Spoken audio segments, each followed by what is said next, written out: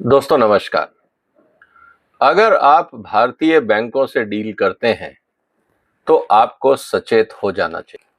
4-5 example RBI ने दिए हैं और वो बहुत लॉजिकल है, क्योंकि जब भी आप किसी बैंक मैनेजर से बात करते हो तो वो अक्सर इस तरह के आर्ग्यूमेंट देते हैं कि जी ये तो बैंक की पॉलिसी है, इसमें हम कुछ नहीं कर सकते। जबकि हकीकत ये है कि आपकी अज्ञानता को, आपकी इग्नोरेंस को वो बैंक मैनेजर एनकैश करता है, वो उसका फायदा उठाता है। तो किन बातों पे आरबीआई ने हमें वार्न किया है, हमें सचेत किया है, अब हम पहले उसकी चर्चा कर लेते हैं। दोस्तों 31 मार्च 2023 तक बहुत सारे बैंकों की ऑन साइट जांच के बाद आरबीआई ने पाया कि 4-5 तरीके से बैंक जो उनके कस्टमर्स हैं उनके साथ धोखाधड़ी कर रहे हैं, और बैंकों को यह कहा है कि आप इमीडिएट रूप से अपने आप को सुधार लें, और अगर आपने किसी कस्टमर से ज्यादा पैसा लिया है तो उसको वापस करें। तो दोस्तों यहां इसलिए ये पूरा वीडियो देखना जरूरी है कि कहीं आपके साथ तो ऐसा नहीं हुआ। आप अपने अकाउंट्स डिपार्टमेंट या अपना जो लोन आपने लिया है, एक बार उसके ब्याज की दोबारा कैलकुलेशन करिए, और किस आधार पे करिए वो मैं आपको बताने वाला। सबसे पहली बात जो कही है कि जो बैंक ब्याज चार्ज करते हैं वो उस तारीख से कैलकुलेशन शुरू कर देते हैं जिस तारीख से बैंक आपके लोन को सैंक्शन करता है। होना क्या चाहिए, जिस दिन वो आपको लोन देता है उस तारीख से कैलकुलेशन होना चाहिए, ना कि जिस दिन आपका लोन सैंक्शन हुआ हो या जिस दिन आपने लोन एग्रीमेंट साइन किया हो। अगर आपने बैंक से मान लीजिए लोन एग्रीमेंट साइन किया, आपने बैंक से पैसा नहीं उठाया, आप पे ब्याज नहीं लगेगा, ये आरबीआई की गाइडलाइंस है।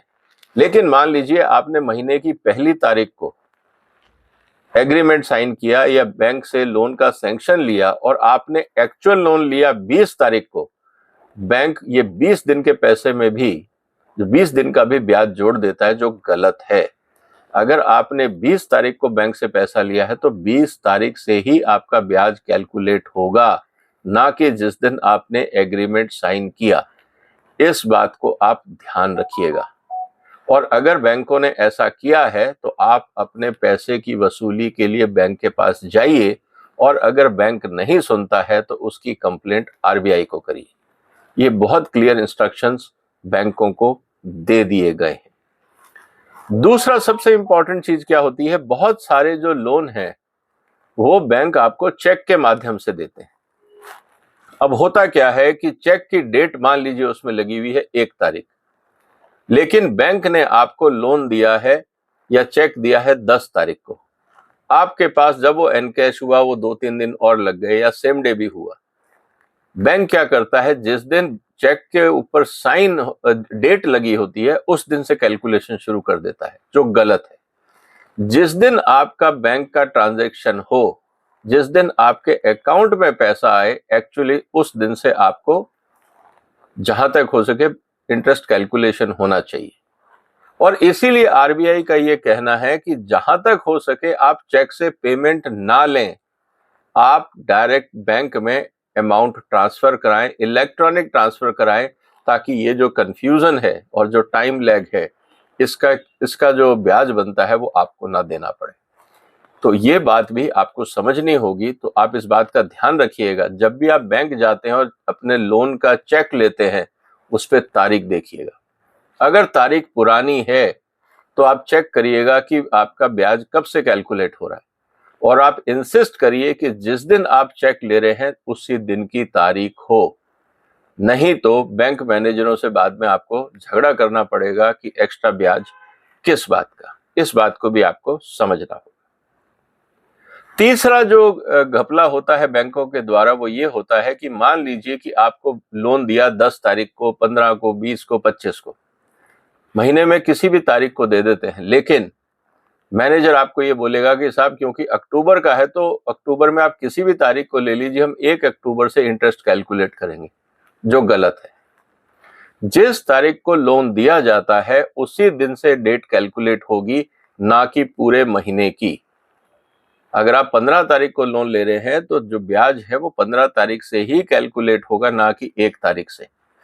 ये भी नोटिस किया गया कि इस तरह से भी बैंकों ने अपने कस्टमर्स को चूना लगाया, उनसे जरूरत से ज्यादा लोन ले लिया है। इस बात को भी हमें समझना होगा। एक और इंटरेस्टिंग चीज जो अक्सर हम लोग देखते हैं कि जब भी आप बैंक से लोन लेते हैं, खासकर घरेलू कामों के लिए, मान लीजिए आपने कार लेनी है या आपने व्हाइट गुड्स लेने हैं, तो बैंक आपसे एडवांस चेक ले लेता है 2-3 इंस्टॉलमेंट के कि आप हमें 3 इंस्टॉलमेंट के एडवांस चेक दे दो। आपने उनको एडवांस चेक दे दिया, लेकिन एडवांस चेक देने के बाद भी वो आपसे पूरी अमाउंट पे ब्याज कैलकुलेट करते हैं, जो गलत है। जो आपने एडवांस ईएमआई दे दिए हैं, जिसको आप डाउन पेमेंट भी बोलते हैं, उस पे ब्याज नहीं लगेगा। सिर्फ उसी अमाउंट पे ब्याज लगेगा जिसमें जब डाउन पेमेंट को माइनस करने का, क्योंकि वो तो पेमेंट आपने ऑलरेडी कर दिया, उस पे आपको ब्याज नहीं देना है। लेकिन जो आपने लोन लिया है, जो ईएमआई बचे हुए हैं, उन पे ही आपको ब्याज देना है। इस बात को आपको समझना होगा कि इस तरह की जो आउटस्टैंडिंग अमाउंट होती है लोन की, कितना आपने लोन सैंक्शन कराया, कितना आपने साइन कराया, कितने का एग्रीमेंट कराया, इससे कोई लेना देना नहीं है ब्याज के कैलकुलेशन का। एक बात ध्यान रखिएगा, किस तारीख को आपकी कितनी आउटस्टैंडिंग डिमांड थी या बैंक का लोन था, उतना ही कैलकुलेशन होगा। जिस तारीख से कैलकुलेशन लोन आपको दिया गया उसी तारीख से होगा, महीने के हिसाब से नहीं होगा। और जो ईएमआई आप पे कर चुके, उसको आप लोन अमाउंट से हटा दीजिए और बाकी अमाउंट पे आपको ब्याज देना है। तो ये आरबीआई ने बहुत साफ कहा है। और अगर आपके साथ ऐसा गड़बड़ हो चुका है तो आप दोबारा बैंक जाइए, दोबारा कागज निकलवाइए, कैलकुलेशन देखिए, और अगर आपने जरूरत से ज्यादा ब्याज दे दिया है तो उसकी रिफंड की डिमांड आप बैंक से करिए। और अगर वो नहीं सुनते हैं तो आपको तुरंत आरबीआई को बताना चाहिए कि आपके साथ इस तरह से धोखाधड़ी हो गई। इसीलिए आरबीआई ने साफ साफ कहा है कि जहां तक हो सके आप चेक से दूर रहें, डिजिटल पेमेंट करें, क्योंकि उसमें डेट्स और टाइम सब कुछ एंटर्ड होता है, उसमें आप मैनिपुलेशन नहीं कर सकते। और सारे बैंकों को, सारे मैनेजर्स को, चाहे वो सरकारी बैंक हो, प्राइवेट बैंक हो, कोऑपरेटिव बैंक हो, या आपकी सहकारी बैंक हो, या आपके प्राथमिक या प्राइमरी कोऑपरेटिव सोसाइटीज हो, या गैर वित्तीय संस्थाएं, चाहे वो आपकी एनबीएफसीज हैं, चाहे कोई भी कंपनी है जो लोन देती है और ब्याज लेती है, जो भी आरबीआई के तहत आती है, जो भी संस्था, कोई ये नहीं कह सकता कि हम बैंक नहीं है, हम तो एनबीएफसी हैं, कोई फर्क नहीं पड़ता, कानून सबके लिए बराबर है। तो दोस्तों, इस वीडियो को अपने सभी दोस्तों में, परिवार के मित्रों में शेयर करिए और अपने परिवार में चर्चा करिए। अगर आप व्यापार में हैं तो जो आपका अकाउंट्स डिपार्टमेंट है उसको शेयर करिए, ताकि अगर आपका नुकसान हो रहा है इस तरह की इग्नोरेंस के कारण, आप उसको रोक सकें।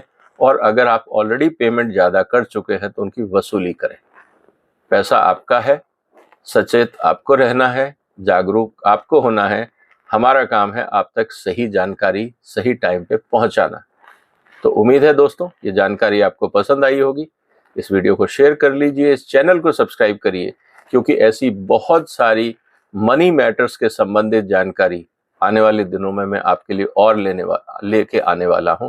चाहे वो स्टॉक मार्केट के संबंधित हो, चाहे वो बैंकिंग सिस्टम हो, चाहे वो इंश्योरेंस हो, म्यूचुअल फंड हो, पैसा आपका है, आपको जागरूक होना जरूरी है। आप इस वीडियो को शेयर करिए। फिर मुलाकात होगी एक और महत्वपूर्ण मुद्दे के साथ। तब तक अपना ध्यान रखिएगा। फिलहाल वंदे मातरम।